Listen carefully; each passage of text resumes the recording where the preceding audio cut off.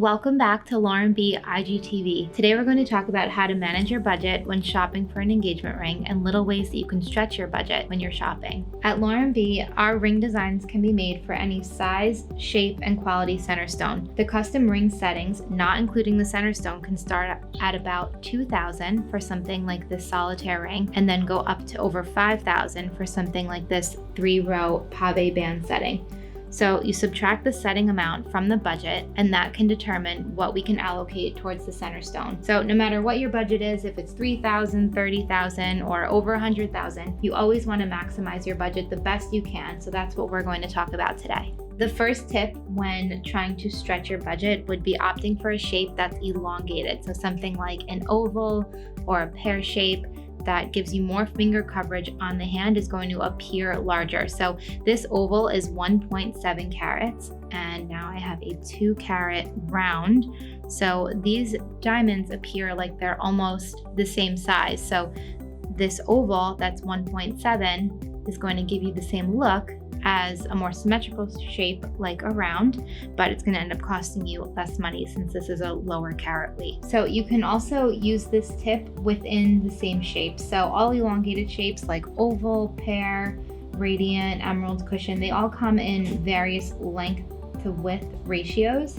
So if you opt for something with a more elongated ratio, you're also going to get a bigger look. So these are both 1.7 carat radiant cuts.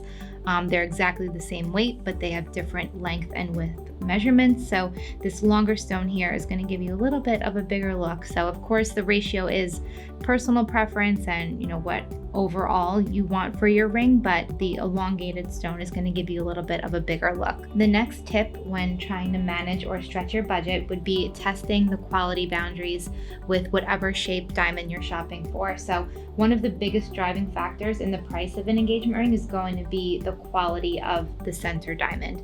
So I'm just going to take out a GIA chart to show you what that looks like. So on the color scale, our range for color and what we work with is between D and J. So depending on which shape you're working with, sometimes you can go into this I or J range and it's still going to appear very, very white. Next, for clarity, we actually work with diamonds that are SI2 and above.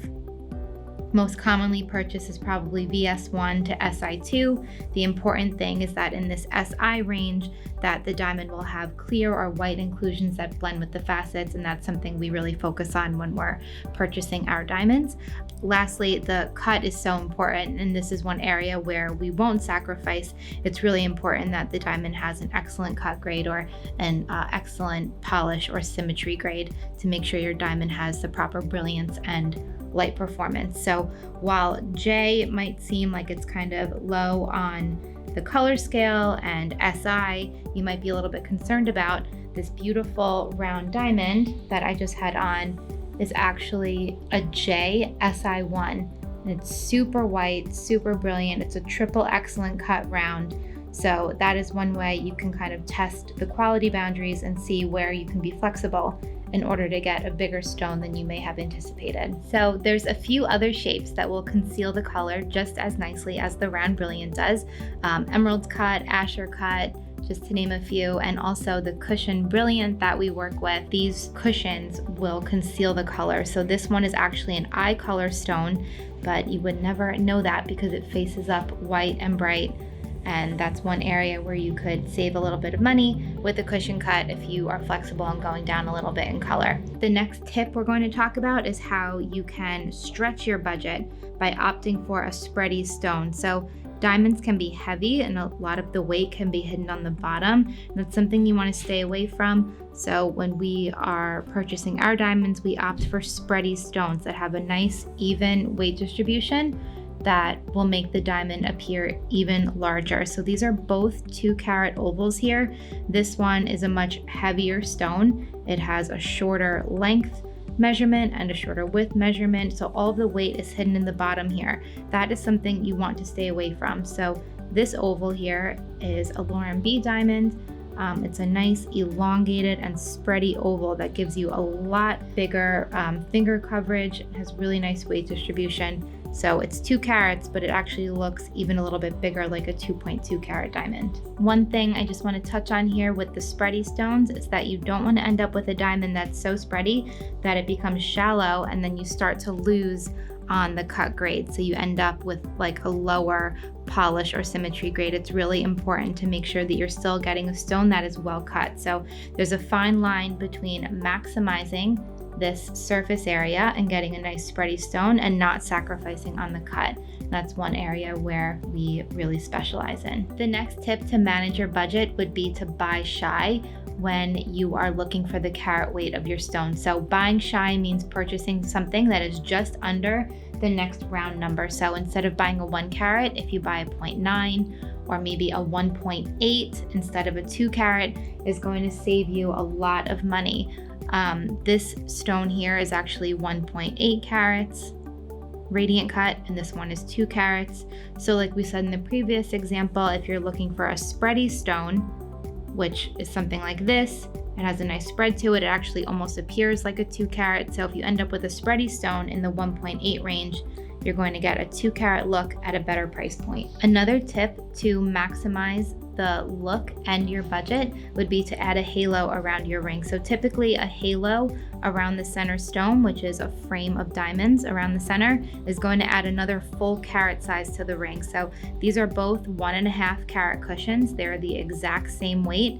This ring obviously has a much bigger and more full appearance because of the halo. So they're both in about the $10,000 range, and this one's going to give you a much bigger look for the price point. Lastly, if you're being conscious of your budget, or if you're looking for something that is just overall more budget friendly, we can talk about diamond alternative options such as a moissanite. So we have 2 rings here. They're both set in Lauren B signature pave settings with a diamond band. One is set with diamond and one is set with a moissanite center stone, which is this one.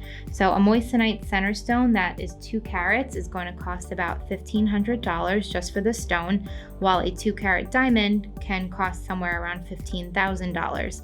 So it's about a 90% savings if you opt for a moissanite over a diamond, and you can still achieve a very pretty look for your engagement ring.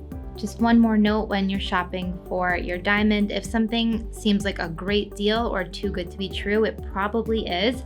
And it's especially true for websites that just list diamonds that haven't been thoroughly inspected by a professional. The diamond could end up being off color or something kind of deep, like that oval example I showed earlier. So always work with a trusted professional like a Lauren B design consultant when shopping for your diamond. I hope today gave you some good tips about how to manage your budget and stretch your budget when shopping for your diamond. If you want to learn more about this and the differences between diamond and moissanite and see more comparison videos, we have plenty on our website and our YouTube channel. Thanks for watching.